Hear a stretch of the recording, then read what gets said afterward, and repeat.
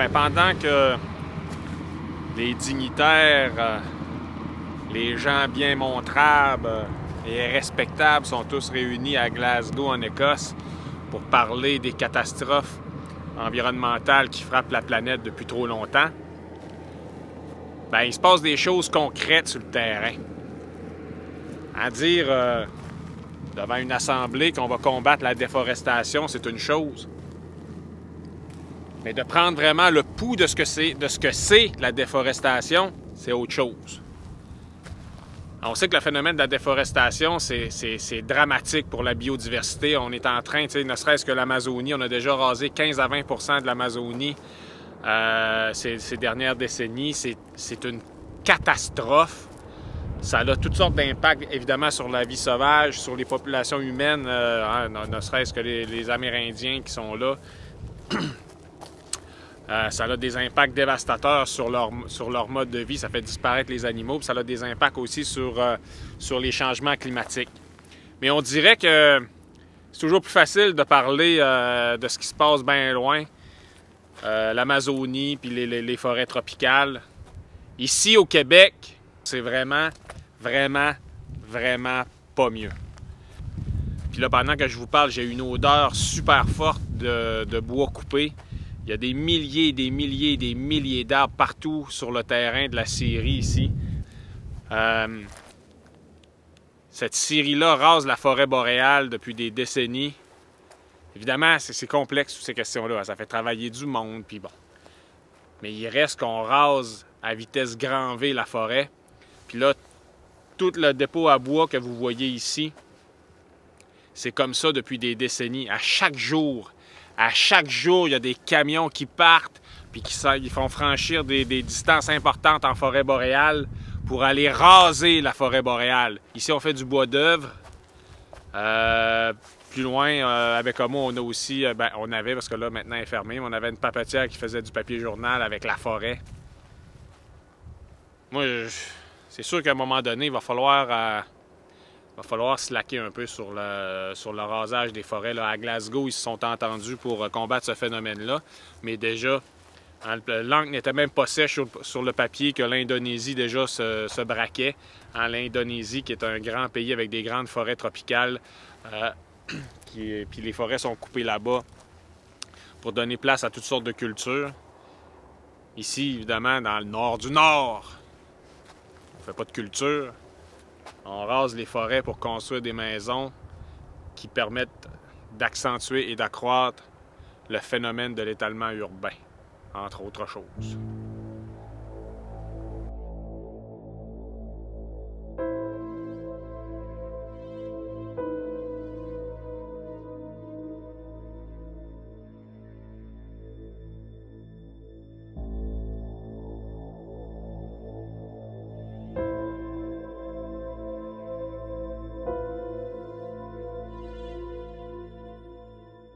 Je vais vous montrer un chemin forestier. Bon, ça s'appelait dans le temps la Rexford. Je ne sais pas s'ils ont changé le nom. C'est un immense boulevard en terre battue qui rentre au cœur de la forêt boréale, qui sillonne la forêt boréale. Puis ça, ça permet aux camions de se rendre dans des secteurs où les arbres n'ont pas encore été coupés et d'organiser des coupes à blanc. On dit que c'est pas des coupes à blanc, mais on va vous dire, quand ils ont fini, il reste pas grand-chose. Fait que ça, des chemins comme ça, on peut les parcourir sur des centaines et des centaines de kilomètres.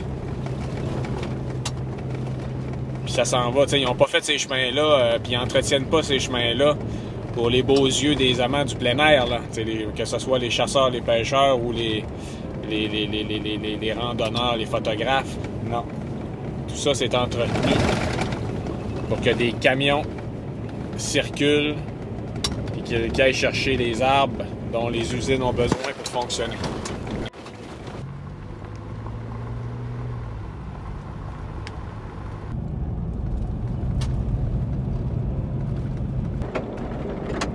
Bon, évidemment, la COP26, là, il essaie de trouver des solutions, faire quelque chose qui irait enfin dans le bon sens. Mais ça commence à être difficile d'avoir confiance dans ces gens-là, ces chefs d'État-là qui parlent, qui sont main dans la main avec les industriels, qui contribuent aux problèmes environnementaux. Hein, à chaque nouveau rassemblement, ils nous disent que là, ils ont des ententes, puis là, c'est vrai qu'il va arriver quelque chose, puis là, on va enfin améliorer la situation. Mais tu te rends compte que quelques années plus tard, quelques décennies plus tard, il n'y a rien qui a changé. Tout a continué comme avant. La destruction de la planète se poursuit au même rythme et même s'accélère. On sait que la déforestation n'a pas pris de répit finalement durant que la planète éternuait à cause de la COVID-19. Le Canada est un pays voyou avec son pétrole. On a appris ces jours-ci qu'il y avait des dissimulations qui étaient faites au Canada par la grande industrie forestière pour dissimuler les émissions de gaz à effet de serre. Puis c'est pas juste les gaz à effet de serre là, aussi, là, ce qu'il faut bien comprendre. Là, les bouleversements climatiques, c'est une chose, mais on peut pas juste... mettons qu'on trouverait la recette miracle demain matin pour capter le CO2 qui est dans l'atmosphère, comme avec un coup de baguette magique. Il faudrait quand même arrêter de tout détruire parce que la biodiversité, c'est important. Là. Hein, on fait partie de ça. Puis c'est pas vrai que même si le climat se réchauffe pas, qu'on peut continuer de raser les forêts. Là. Puis là, c'est pas... tu sais, là, je voyais des pays comme... je dis pays, mais comme l'Écosse, un aspirant pays, tu sais, qui font les gorges chaudes en disant qu'ils vont protéger 30% de leur territoire d'ici 2030. Là, il ne faut pas protéger juste un petit peu de ce qui reste à protéger. Il faut agrandir ce qui a été saccagé. Hein? Ben, pas agrandir ce qui a été saccagé, mais il faut agrandir les espaces naturels au détriment des espaces saccagés. Voilà ce que je voulais dire. Il faut commencer à redonner à la nature. Pas se dire qu'on va juste ralentir la destruction de ce qui reste. Là. Il en reste déjà pas assez. Alors, il faut s'attaquer à ça. C'est vraiment inquiétant tout ça. C'est vraiment bien épeurant parce que des fois, tu regardes ça et tu te dis, ben, il est déjà trop tard. Il va falloir que tout s'effondre pour que la nature reprenne ses droits sur des dizaines et des dizaines de milliers d'années. Et nous serons les pauvres victimes de ce que nous aurons créé. Mais c'est un peu plate de penser comme ça. Pas tant pour nous autres, mais pour nos enfants et ceux qui viennent après. T'sais. C'est un peu égoïste. Très égoïste, plutôt.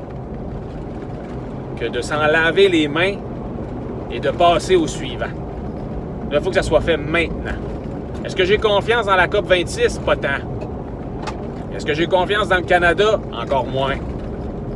Est-ce que j'ai confiance dans François Legault? Pas de miettes.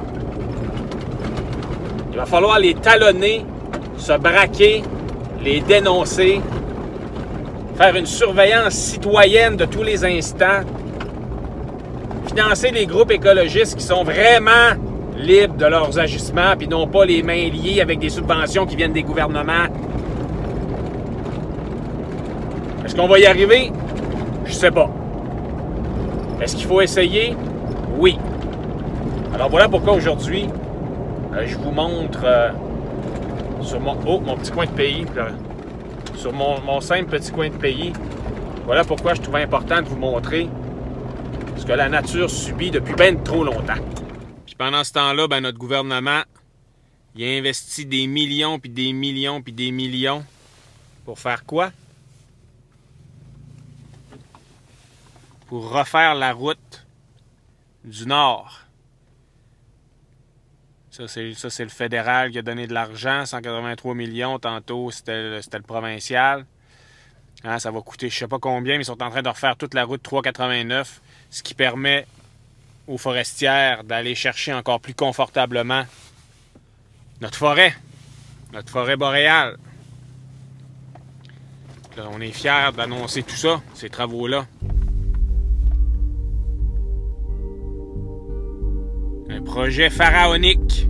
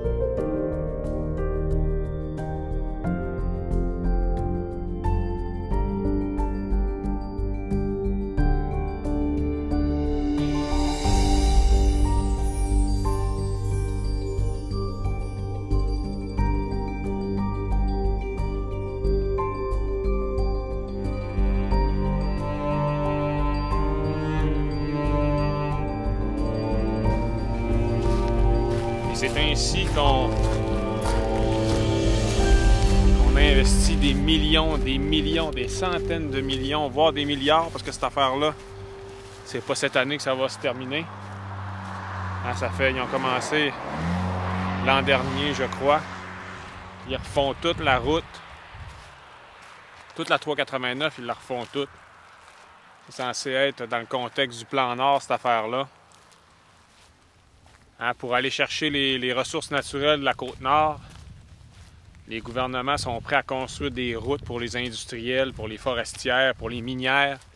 Le plan Nord, c'était un plan du gouvernement libéral, un flop total. Il n'y a rien qu'à marcher là-dedans. Mais les amis des libéraux, qu'est-ce qu'ils font dans la vie? Ils font de l'asphalte. Fait que là, ils nous ont construit une route absolument pharaonique pour aller chercher des ressources naturelles qu'on donne à des compagnies étrangères pour la plupart. Bien sûr, vous allez me dire, ouais, mais il y a quand même des emplois là-dedans là, qui sont créés. Il y a des travailleurs québécois qui opèrent la machinerie lourde, qui font le chemin, qui travaillent pour les forestières. Ouais, bien sûr, c'est sûr. Mais dans le monde dans lequel on est rendu, est-ce qu'on a les moyens de subventionner des emplois pour tout détruire? On ne pourrait pas plutôt investir cet argent-là pour réorienter ces travailleurs-là pour faire autre chose?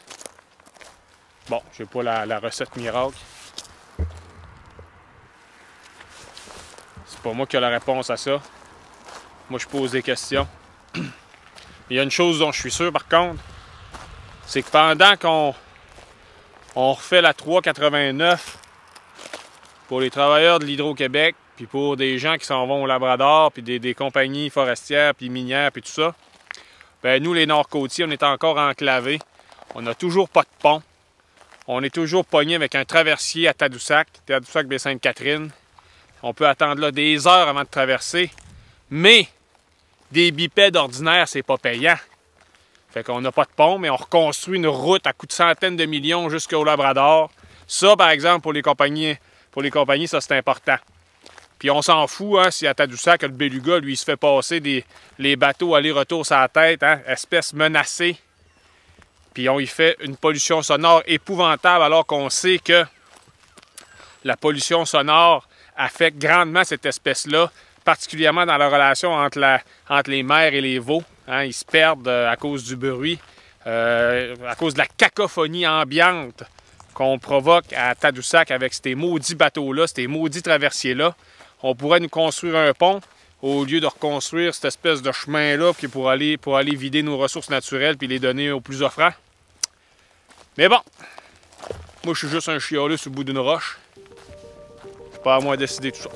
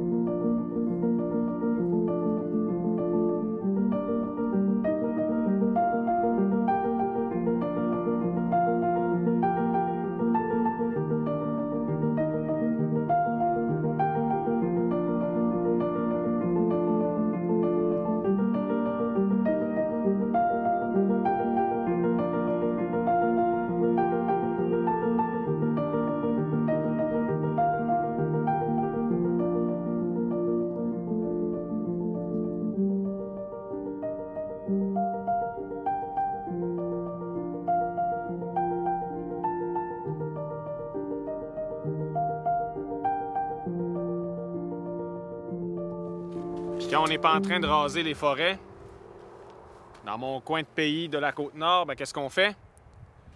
On fait des immenses barrages hydroélectriques, puis on envoie la forêt boréale croupir sous des millions et des millions et des millions et des milliards de litres d'eau, l'eau des réservoirs hydroélectriques.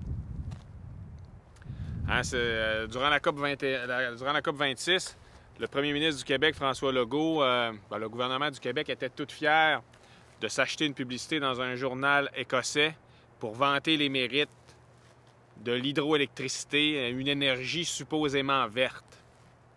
C'est pas pleinement vert, l'hydroélectricité, là. Ça a des impacts qui sont différents des autres sources d'énergie, bien sûr. Là, pour l'instant, nous, au Québec, on en a fait beaucoup des barrages. Je me rappelle de M. Parizeau, Jacques Parizeau, un ancien premier ministre du Québec, qui avait dit que le projet de la Romaine devait être le dernier. Le projet de la Romaine a été fait dans la dernière décennie.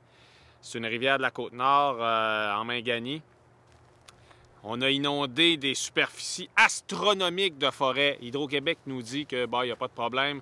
On récupère le bois avant d'inonder ces terres-là. Nous prenez-vous pour des valises? Bien sûr qu'il y a un peu de bois qui est récupéré, mais l'essentiel reste là. Puis qu'est-ce qu'il fait? Il s'en va en dessous de l'eau. Je le sais, je plonge là-dedans. Puis l'hydroélectricité, hein, quand on fait ces réservoirs-là, on libère tout le mercure qui est naturellement dissous dans le sol, puis ça se ramasse dans l'eau, puis ça se ramasse dans l'environnement. On détruit des écosystèmes, on noie des animaux. Puis les arbres qui se retrouvent au fond de l'eau comme ça, ben ils pourrissent, puis en pourrissant, ils polluent l'eau. Imaginez là, les immenses étendues de forêt qu'on a englouties comme ça, nous autres au Québec, depuis des décennies, à quel point ça a pollué les eaux du Québec. Puis il n'y a pas juste ça le problème, là. Parce qu'à un moment donné, tu te dirais, bon, ben, les arbres, ils vont être complètement dégradés puis ils vont arrêter de polluer l'eau.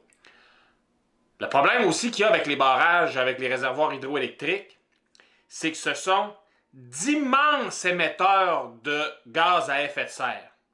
Puis ça, les experts ne l'avaient pas prévu. Hein, c'est 25% plus polluant que ce qu'on pensait. Les barrages dans le monde émettent plus de gaz à effet de serre que le Canada. Et le Canada, on s'entend que c'est un pays qui en émet beaucoup. Fait que quand on compare l'énergie hydroélectrique versus l'énergie qui est créée à l'aide du charbon puis des trucs comme ça, de prime abord, on serait porté à dire que l'énergie hydroélectrique, ben ça c'est vert, puis l'autre c'est vraiment très polluant. Mais il se trouve qu'il y a beaucoup de CO2 qui est émis aussi par les barrages, puis aussi du méthane qui l'est encore plus que le CO2. Pourquoi? Parce que toute la matière organique qui finit par se retrouver au fond de l'eau puis dégrader comme ça, ça pourrit puis ça émet ces gaz-là. Alors, hein, quand on parle de déforestation, la définition même de la déforestation, c'est de raser la forêt pour donner place à quelque chose d'autre. Dans le monde, principalement, c'est de l'agriculture. Hein, l'Amazonie, pour revenir à cette portion-là du monde, hein, quand la forêt tropicale est coupée, c'est parce qu'il y a des gens qui vont cultiver ces terres-là. La forêt ne revient pas. Au Québec, quand les forestières rentrent dans la forêt boréale et qu'ils coupent la forêt, c'est pas de la déforestation du même type. Parce qu'en fait, la forêt va finir par repousser parce qu'évidemment, on n'ira pas cultiver, pour reprendre une formule à Richard Desjardins, auteur, compositeur, interprète du Québec, grand poète. Hein, on n'ira pas cultiver des carottes polaires sur le bouclier canadien en plein cœur de la forêt boréale. Alors quand la forêt est coupée, elle finit par repousser. Mais en fait, c'est pas strictement de la déforestation, mais c'est de la dégradation. Les sols sont endommagés par les tracteurs. Les compagnies forestières, quand elles reboisent, elles vont planter des essences qui sont commercialement rentables, ce qui n'est pas un cycle naturel pour la forêt boréale. Hein. Quand Il y a des mécanismes qui ont été prévus par la nature pour recommencer une forêt à zéro, que ce soit la foudre, les incendies. Présentement, sur la Côte-Nord, on a une grosse infestation de chenilles, là, la tordeuse des bourgeons de l'épinette. Bon, ça tue la forêt coniférienne, puis ça va laisser, quand ça va repousser, ça va être des feuillus, puis après ça, il y a des étapes. Mais nous, on saute les étapes en rasant, faisant de l'argent avec ces arbres-là, puis en plantant des arbres tout de suite par-dessus les feuillus. Puis c'est pas naturel, c'est pas normal de travailler comme ça. Alors, on a quand même une déforestation sur la Côte-Nord, pour prendre vraiment cet exemple bien précis-là. Les réservoirs, pour revenir à eux, hein, évidemment, une fois que la forêt est en dessous de l'eau, elle ne reviendra pas. C'est de l'eau qui a pris la place de la forêt. Et il y a une autre façon de provoquer de la déforestation en forêt boréale. Et là, je vous laisse, je vous laisse là-dessus, je termine la vidéo là-dessus, avec un chiffre. 468 000. Ça correspond à des kilomètres. 468 000 kilomètres, c'est les chemins forestiers qu'on a présentement au Québec. Ça permettrait de faire 10,5 fois le tour de la planète Terre. Et tous ces chemins-là rentrent partout dans la forêt boréale et ça tasse la forêt, parce que le chemin étant construit, la forêt ne reprend pas place dans ce chemin-là. Et c'est un grave problème pour une espèce comme le caribou forestier. Hein, au Québec, on en parle beaucoup, pas assez, mais on en parle quand même régulièrement de cette espèce-là qui est en train de disparaître sous nos yeux. Puis le principal problème, c'est que ces chemins-là viennent endommager les forêts anciennes, permettent à des humains de se rendre de plus en plus loin en forêt. Et si les humains sont capables d'y aller, ben, les loups, les ours, les coyotes aussi. Et ça exerce une prédation nouvelle et trop forte sur cette espèce-là. Alors voilà, c'était un petit survol de la problématique de la déforestation, dégradation de la forêt boréale telle que je la vois autour de moi. Bon, c'était une vidéo qui est un peu moins rigolote et joyeuse que les autres, mais des fois, hein, si on veut encore avoir de la beauté à montrer jusqu'à la fin de nos jours, ben, de temps en temps, il faut s'enlever la tête du sable puis dénoncer. Fait que c'est ce que j'ai essayé de faire dans cette vidéo-là, à la hauteur de mes modestes moyens. Alors, si vous avez apprécié, partagez, abonnez-vous. Et on se revoit pour nous dans une prochaine vidéo qui, je l'espère, sera plus enthousiasmante et positive. À la prochaine.